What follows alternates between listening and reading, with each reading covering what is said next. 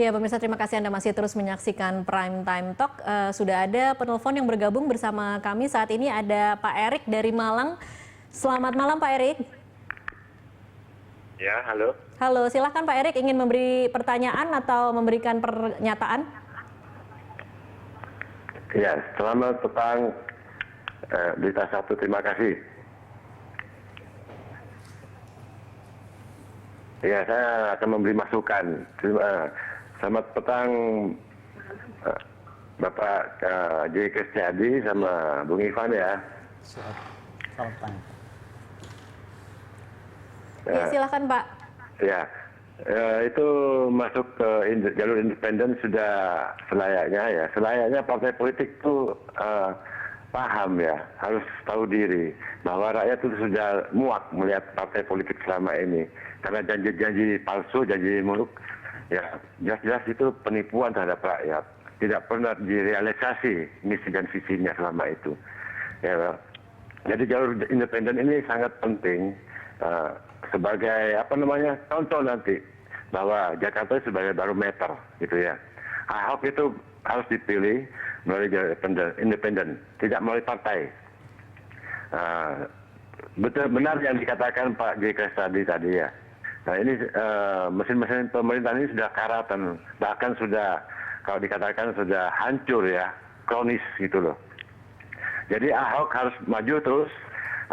Kalau dibutuhkan kartu KTP dari luar Jakarta, saya siap mendukung itu kalau diperkenankan. Ya, itu kalau perlu Ahok itu beritahu buat pergub ya, undang-undang itu ya pergub dibuat bagi pejabat yang korup ya atau menerima uang suap 50 juta masukkan peti mati jika ada bukti yang kuat gitu ya dari KPK. Oke, 100 baik. juta 2 bulan gitu loh. 50 juta minimal 1 bulan, 100 juta 2 bulan. Pergub aja buat pergub, nggak perlu melalui DPR ya. Itu solusi dari saya nanti. Oke, pasti dipilih baik. sama rakyat. Mayoritas Jakarta itu pasti memilih Ahok. Oke, baik. Terima kasih Pak Erik dari Malang. Ini sampai warga Malang pun ingin ikut memberikan dukungan terhadap Ahok. Mungkin Mas Ivan memberikan pernyataan. Ya, terima kasih Mas Erik ya, Iya. atas dukungannya terhadap Pak Ahok. Kalau menurut saya, ya saya sepakat kenapa kita juga mendorong melalui jalur perseorangan. Karena ini sebenarnya adalah sebuah kritik sosial terhadap partai politik. Di mana banyak peristiwa-peristiwa yang terjadi khususnya dalam rangka pencalonan pilkada itu diwarnai dengan politik transaksional. Walaupun saya tidak mengatakan bahwa partai-partai semua saat ini transaksional, tapi ada beberapa kasus lah seperti itu. Jadi itulah mungkin kenapa kita coba mendorong untuk maju melalui jalur perseorangan. Jadi alangkah lebih baik sebenarnya dilakukan partai-partai politik melakukan hal yang mendukung itu kan ketika ada partai politik yang mengatakan bahwa saya akan mendukung Pak Ahok dengan segala kekuatan politik yang saya miliki. Saya akan membantu teman Ahok hingga terwujudnya terkumpulnya 1 juta KTP sehingga Ahok bisa maju melalui jalur perseorangan. Itu kan akan lebih luar biasa. Oke, ini masuk ke pembahasan kita yang tadi kita sempat bahas nih Pak Kris, masalah pengusung atau pendukung. Bagaimana memastikan bahwa pendukung itu juga nanti tidak minta jatah setelah akhirnya berhasil membawa Ahok menjadi gubernur lagi begitu? Ya, terima kasih Mbak. Jadi begini, Pak Arief, dulu saya mau sampaikan dulu bahwa sebetulnya saya masih sangat berharap bahwa partai-partai di Indonesia ini tentu masih ada orang di dalam yang ada hati nuraninya, yang masih ada mau sadar bahwa sebetulnya rakyat ini sekarang menghendaki tokoh Ahok dengan segala macam kelebihan dan kekurangannya. Saya kira begitu. Jadi saya masih banyak berharap bahwa ada mutiara-mutiara di dalam partai yang tetap masih bersedia untuk bisa mendengarkan suara publik. Terus kemudian soal pendukung dan pengusung, Mbak. Jadi intinya bahwa yang namanya pengusung itu dalam bahasa masyarakat terkenal partai hanya sebagai perahu, minta marwah dan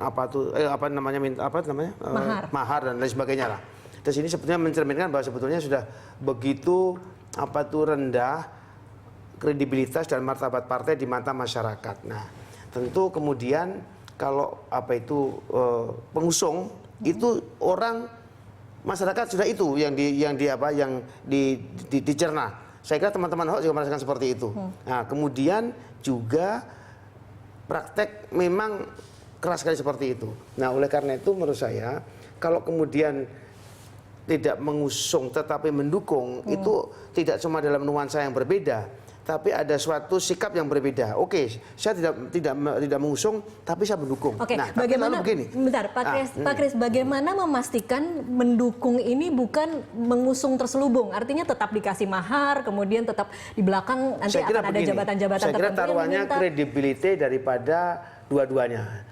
Kredibiliti daripada Mas Ahok dan kredibiliti dari partai yang mendukung seperti Nasdem. Menurut saya, Nasdem yang sudah bisa begitu mendapatkan hati di sebagian besar masyarakat ini, saya kira juga tidak bisa kemudian secara nekat saya cuma mendukung, tapi setelah mendukung iya kan saya mau ini segala macam, saya kira tidak karena akan kita begitu. Menyaksikan itu di Pilpres, kita menyaksikan itu di Pilpres bagaimana judulnya tanpa syarat, kemudian setelah selesai kita lihat ada itu juga jabatan-jabatan sangat yang tergantung kepada yang bersangkutan. Okay. Mungkin kalau Pak Jokowi ya dari Solo tentu lain karakternya, masih bisa ya ditekuk-tekuk itu masih bisa agak mudah.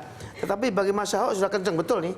Terus orang yang bisa mengatakan berani dukung Ahok, sebetulnya risikonya besar.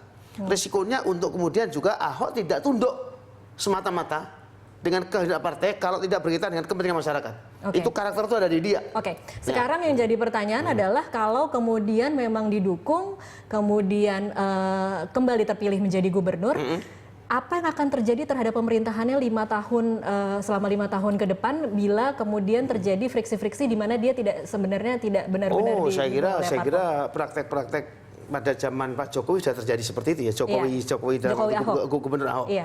Dan sekarang Pak Jokowi memimpin Republik yang besar ini, gitu, dengan modal ada diusung PDIP dan partai-partai sedikit saja, itu lama-lama pun sebetulnya Pak Jokowi sudah melakukan kendali politik sekarang ini pelan-pelan, ya kan, mulai mendekat Golkar juga deklarasi, tidak tahu benar apa tidak, tapi ada kesana, kemudian juga P3 mungkin begitu.